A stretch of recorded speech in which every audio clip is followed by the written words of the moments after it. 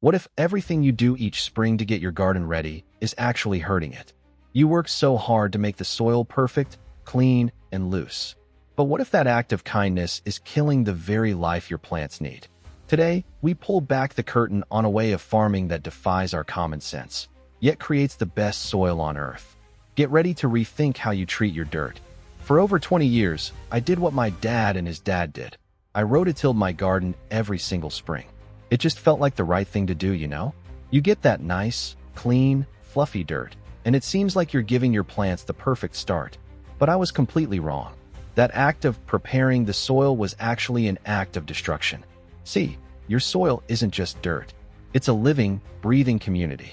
Tilling tears apart all the good stuff underground, wrecks the little tunnels that worms create, and kills the very life your garden needs to thrive. And to make it worse, it pulls thousands of sleeping weed seeds right up to the surface. Then I saw how the Amish do things, and it changed everything for me. They understand a simple truth that science is now proving to be right all along. See, the Amish view the land with a sense of stewardship. They believe the soil is a living thing that God has asked them to care for, not just a resource to be used up. And when you look at it that way, firing up a rototiller starts to feel less like gardening and more like an attack. Every time that machine churns the earth, it's like a blender tearing through a city. Underground, there's this incredible network of fungi and bacteria, a living internet that connects your plants and helps them share nutrients. Tilling just shreds it to pieces. And what about the earthworms? They spend all year building these tiny, perfect tunnels that let air and water get down to the roots. Tilling collapses that whole system in an instant. All their hard work is just gone. You're destroying the very life that's trying to help you. But here's the part that really got me. I used to till because I thought I was getting rid of weeds. It turns out I was doing the exact opposite. Every pass of the tiller scoops up thousands of sleeping weed seeds buried 4 to 6 inches deep and brings them right to the surface.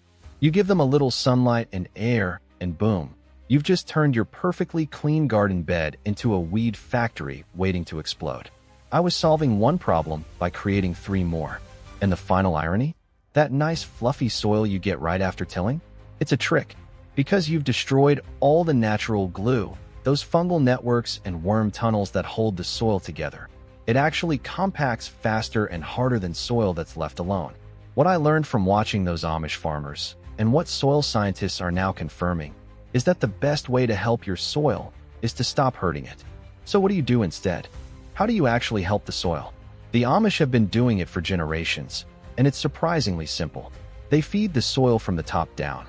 They lay down a thick, 4 to 6 inch blanket of organic mulch. This can be anything from straw and grass clippings to shredded leaves or aged wood chips. They just pile it right on top of the soil between the rows of plants. The first thing you'll notice is the weeds just disappear. That thick layer of mulch blocks the sunlight, so most weed seeds can't even get started. I'm not exaggerating when I say this changed everything for me. I went from spending hours every single week pulling weeds to maybe 20 minutes. The freedom in that is just incredible. But the real miracle is happening underneath, where you can't see it. That bottom layer of mulch, the part touching the soil, slowly starts to rot and decompose. And this is like ringing a dinner bell for the life in your soil. The earthworms come up, grab little bits of that organic matter, and drag it deep underground.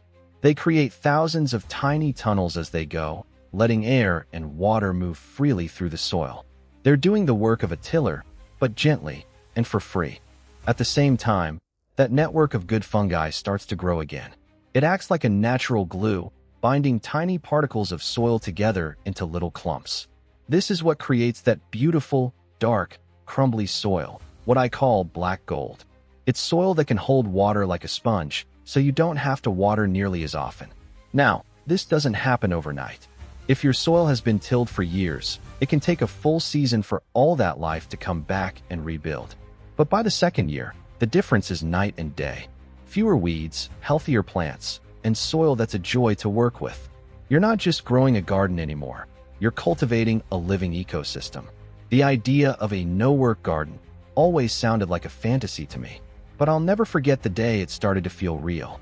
I saw one of my Amish neighbors watching a guy down the road who had been behind a noisy rototiller all morning, just churning up his soil. The Amish man's garden? It was quiet, and simply covered in a thick blanket of old straw. That's when it clicked for me. For years, I had been solving one problem by tilling, but I was accidentally creating 3 more. So what does the work look like now? Well, it's a lot quieter for one. Instead of a tiller, I use a simple tool called a broad fork. There's no engine, no gas, no noise. I can gently loosen the soil in an entire raised bed in about 10 minutes, just letting air in without destroying the soil structure. And when it's time to add nutrients, I don't mix anything in. I just spread a layer of compost right on top. I let gravity, water, and biology do all the work of carrying those nutrients down to the plant roots. But if there's one thing I wish I'd learned sooner in my 30 years of gardening, it's using cover crops in the off-season. This is the closest I've ever come to getting something for nothing.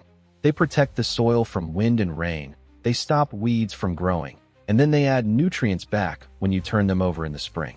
You can even use this method to start a brand new garden bed from scratch, right on top of your lawn. 3 years ago, I did just that. I put down layers of cardboard and organic matter. Some people call it sheet mulching or the lasagna method. A rototiller never touched those beds, not once. Today, they have some of the most productive, beautiful soil in my entire garden. Now, I'll be honest, this doesn't happen overnight. The first season requires a little patience as you let nature start its healing process.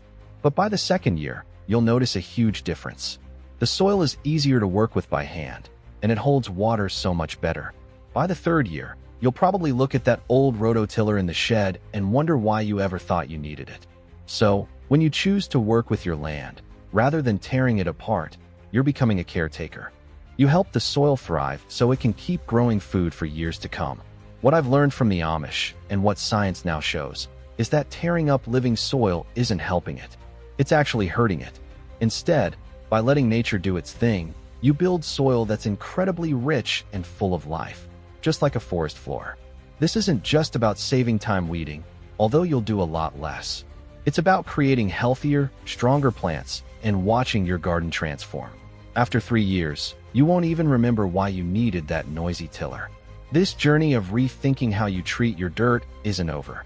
It's really just beginning. If you want to keep discovering these age-old secrets that turn gardening common sense on its head, make sure you stick around. Don't miss what's next.